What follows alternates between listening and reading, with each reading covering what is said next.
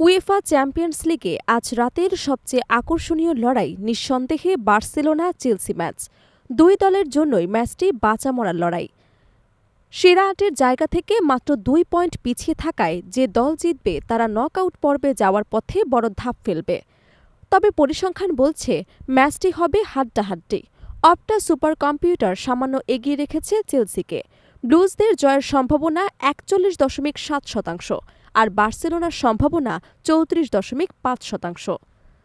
দুই দলই আগের ম্যাচের হতাশা ভুলে মাঠে নামবে।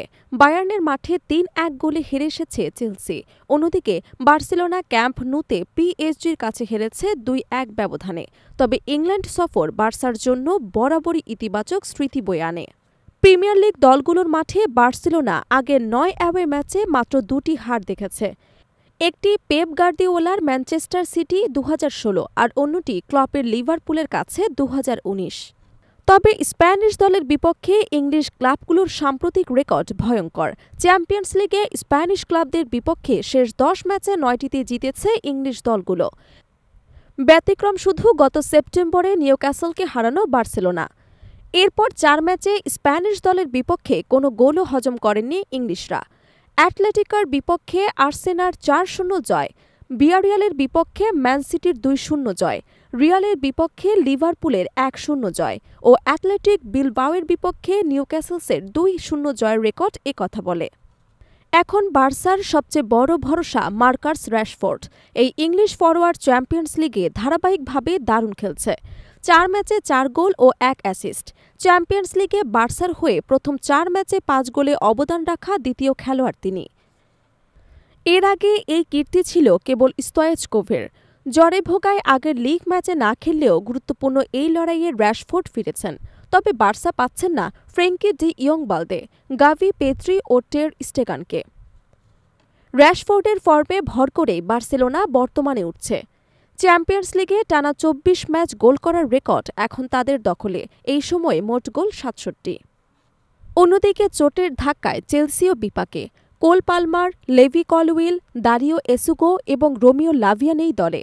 তবে এনজো মারেস্কার দলের নতুন ভরসা হল ব্রাজিলিয়ান বিস্ময় বালক এস্তেভাও। চেলসির দলে অভিজ্ঞতার ঘাটতি রয়েছে। এই মৌসুমে চ্যাম্পিয়ন্স লিগের সবচেয়ে কম বয়সী একাদশ নামানোর রেকর্ড তাদের।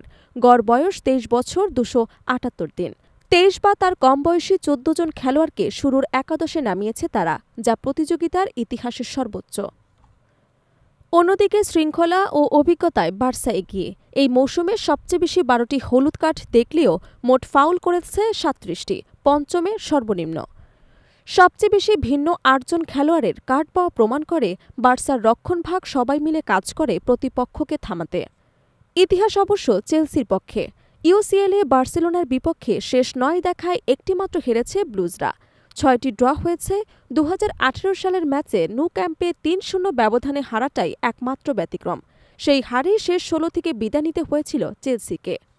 তবে ইউরোপিয়ান মঞ্চে চেলসির মাঠে বার্সেলোনার সাফল্য খুব কম।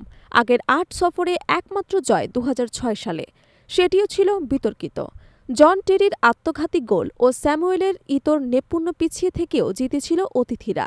সব মিলিয়ে ম্যাচটি হবে তরুণ চেলসির গতি শক্তির সঙ্গে চোটাক্রান্ত কিন্তু অভিজ্ঞ বার্সেলোনার কৌশলগত দ্বৈরথ।